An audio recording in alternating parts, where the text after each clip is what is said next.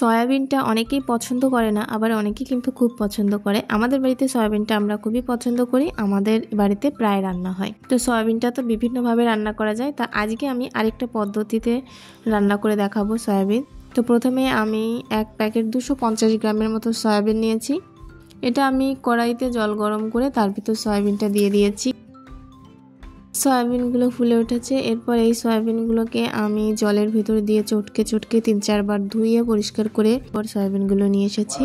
এখন আমি এর ভিতরে দিয়ে দেব 1 চামচ লবণ এবং দিয়ে দেব 1 চামচ হলুদ। সয়াবিনটা শুধু কড়াইতে ভাজলে কড়াইতে লেগে যায় এবং সমস্ত তেল শুষে নেয়, তার জন্য আমি এটা লবণ, হলুদ এবং 1 চামচ কর্নফ্লাওয়ার দিয়ে ভালো করে মাখিয়ে রাখবো কিছুক্ষণ চটকে। কর্নফ্লাওয়ারটা না থাকলে চালের গুঁড়ো ব্যবহার করতে পারেন। আমার ঘরে কর্নফ্লাওয়ার ছিল তাই আমি দিয়েছিলাম। এটা মাখিয়ে রাখলে সয়াবিনের ভিতরে যে ছিদ্রগুলো সেগুলো বন্ধ হয়ে যাবে। তো আমি এটা মশলার জন্য নিয়েছিলাম এখানে একটা পেঁয়াজ, রসুন আর 1 টুকরো আদা। পেঁয়াজ রসুন বেটে নেওয়ার পর আমি এখানে নিয়েছিলাম কয়েক টুকরো গরম মশলা এবং 1 চামচের মতো জিরা। তো এটাকেও আমি ভালো করে পেস্ট করে রেখে দিয়েছিলাম।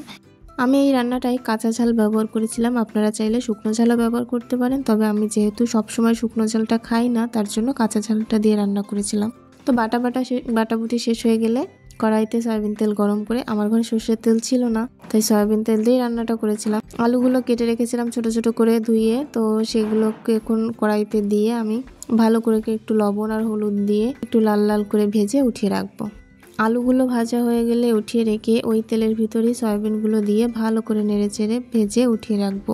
সয়াবিন এবং আলু ভাজা হয়ে গেলে উঠিয়ে রেখে এবার ওই তেলের ভিতর সেই বাটা মশলাটা দিয়ে দেব। বাটা মশলাটা দিয়ে লবণ হলুদ দিয়ে একটু কষিয়ে নেব। কষিয়ে ওর ভিতর সয়াবিন আর আলুটা দিয়ে দেব এবং আরেকটু সময় ভালো করে কষিয়ে নেব। একটু ভাজা করে কষানো হয়ে গেলে এর ভিতর পরিমাণ মতো জল দিয়ে দেব।